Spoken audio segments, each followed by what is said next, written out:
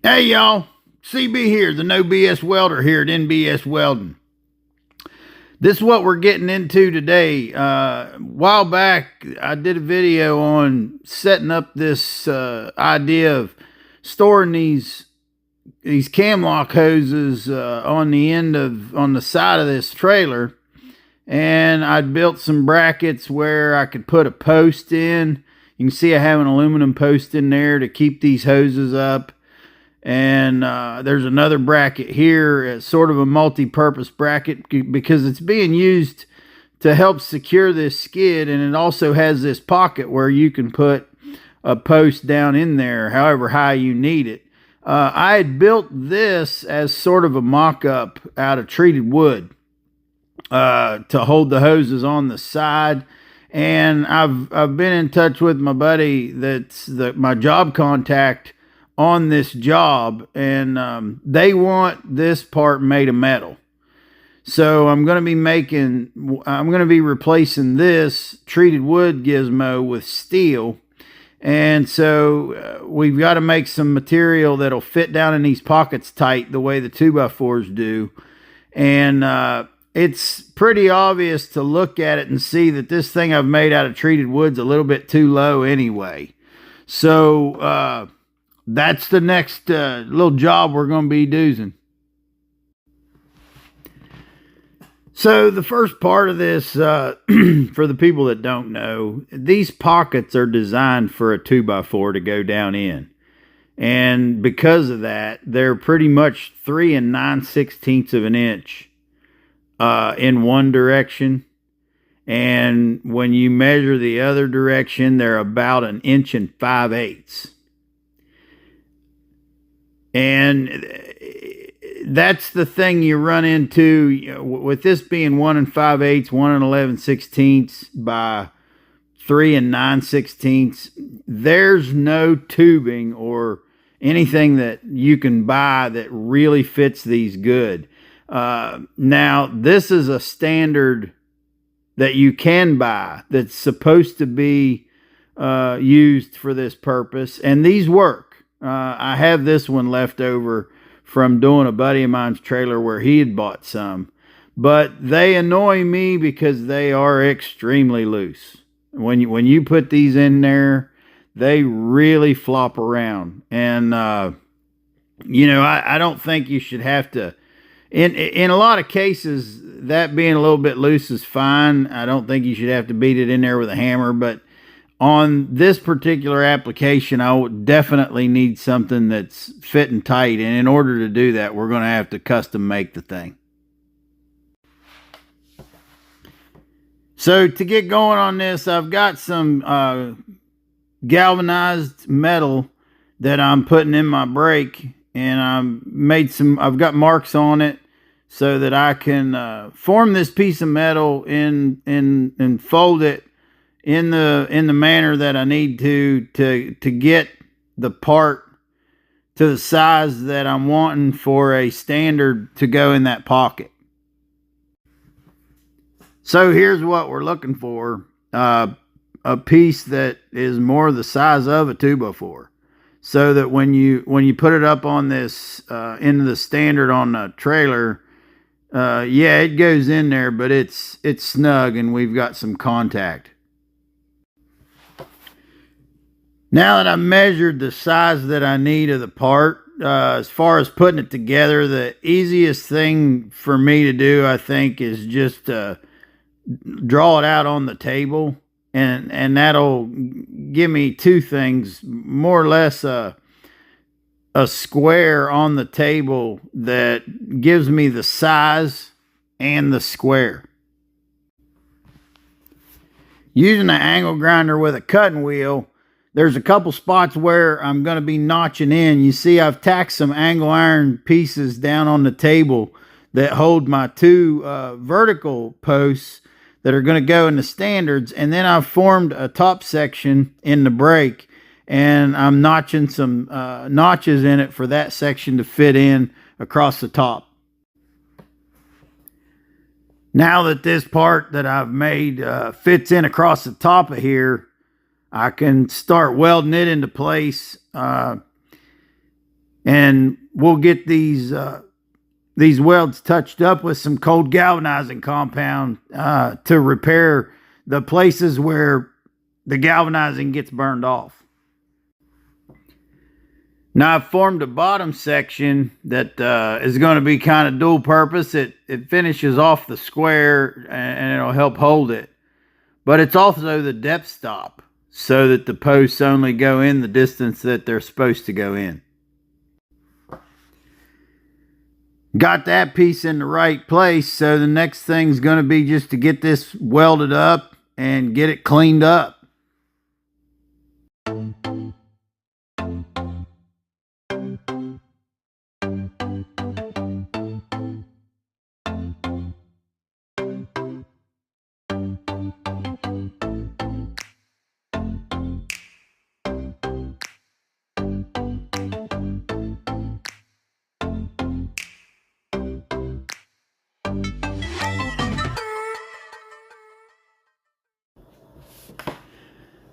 All right, forgive me here, guys. Give me a minute. Let me do a little advertising for the channel. These are the NBS Welding t-shirts that we got for sale. You can get an NBS Welding t-shirt for $25 plus shipping.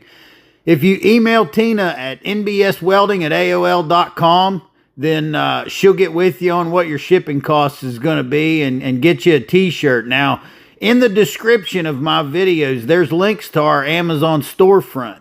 If you do anything with Amazon, use our link to get there, whether you're buying items on our storefront or just buying something else. It'll help the channel if you use my link. We also are an Art Captain affiliate, and the links to the Art Captain site is also in the description of my videos. So if you use our Art Captain link, then Art Captain will know you got there because of me. And if you buy anything from Art Captain, use the promo code NBS Welding 5%. You'll get 5% off, and the channel will get a little credit for that. I want to thank y'all for your support. Now, leave me a comment, like my videos, and share them to anybody that you think would enjoy them. Thanks.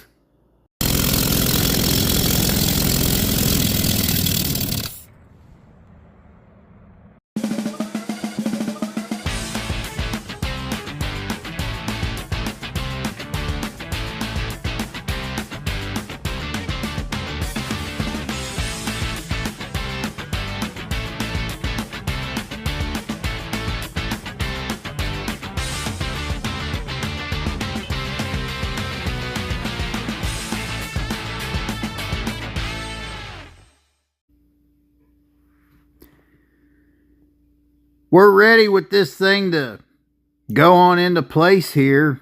I'm just going to set it in where it goes. I might put one screw in it just to be sure it doesn't ever pop out in some sort of a crazy event. But the main idea with the back of it is I wanted the back of it to be smooth so that the hoses didn't catch when you were sliding them in and out.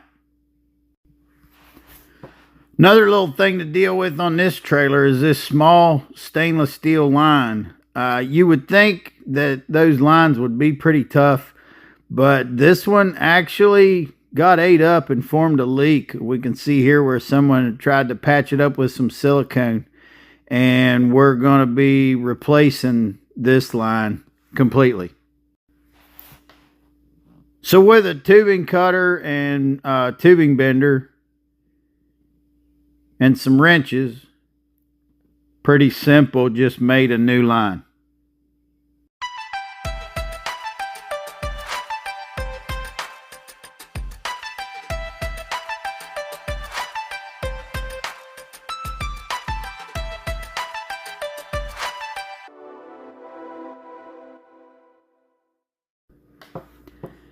My next fabrication job on these trailers is cutting a hole in the wall here for these hoses. There's going to be some hoses that need to go through here, and this has a huge door in the side, but they don't really want to open the huge door. They'd like to have a small door that they could open just to get the hoses through without dealing with that huge hole in the wall. So we're going to make a little hole in the wall, and we can see that the way that this is made, I'm going to have to make a couple of frames to seal out somewhat this insulation and double aluminum wall type construction.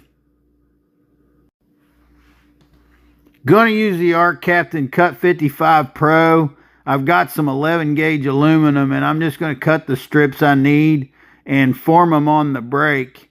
I need a lot of different shapes, so I don't know if buying a bunch of aluminum angle irons is the right idea. I'm just going to form them on the brake, make them the size I need, and make me a couple of aluminum frames for framing up a door frame and framing around the door.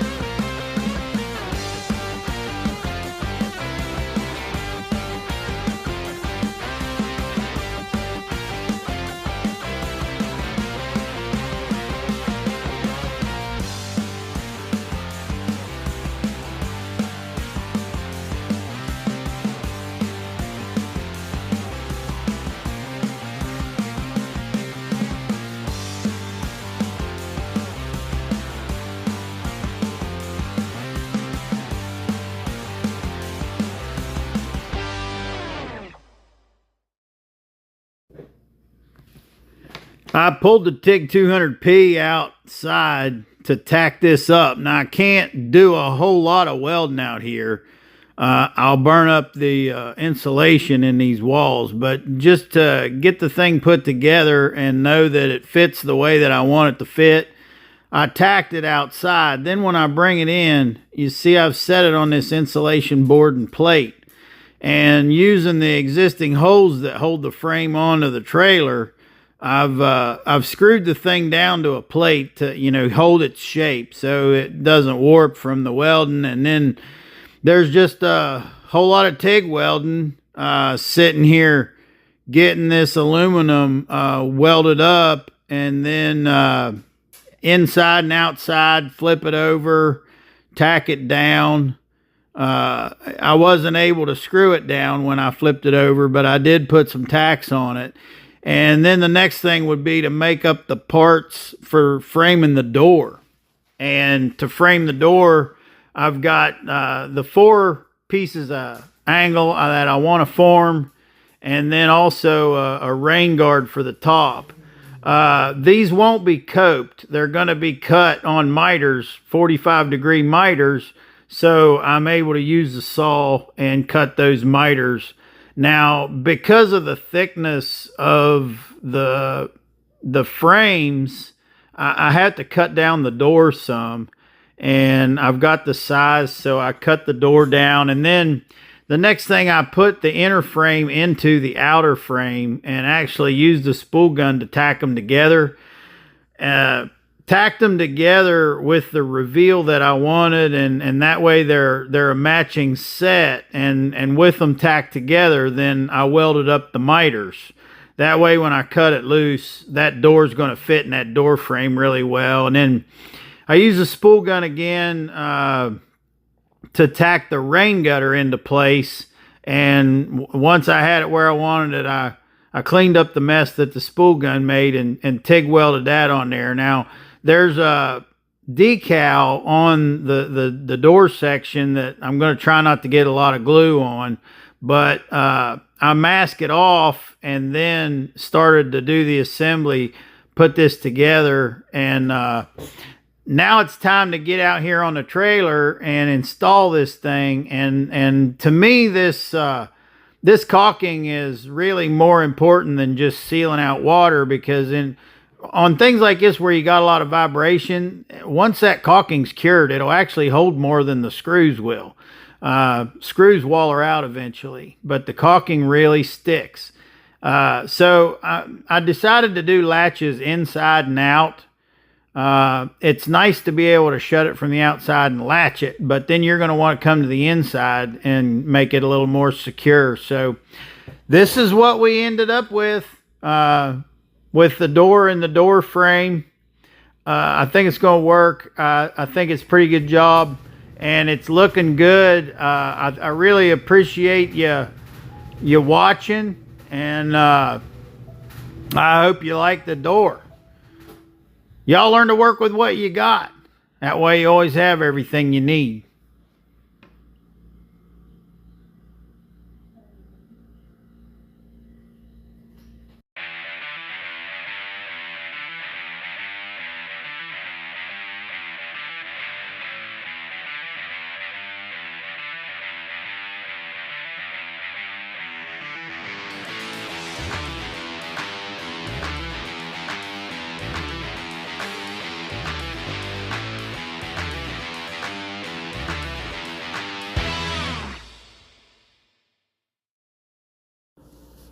Hey y'all, CB here. I'm the No BS Welder at NBS Welding. I'm coming to you today to tell you about the Arc Captain and NBS Welding Welder giveaway.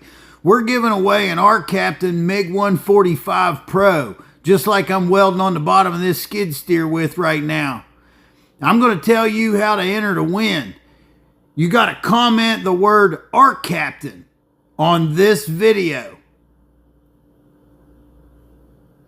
Share this video on your social media account. Subscribe to both the NBS Welding and the Arc Captain YouTube channels. And you'll be entered to win an Arc Captain MiG 145 Pro, just like I'm welding with in this video. Great little machine. Runs off 120 volt. I'm running 030 flux core wire on the bottom of this skid steer. And I got a Bluetooth connection with the Arc Captain app in my phone, so I can adjust my heat while I'm laid down underneath the machine. Don't have to get up and get out of position to turn my machine up and down. Make the adjustment on the machine while I'm staying in position where I'm welding, and I get right back to work.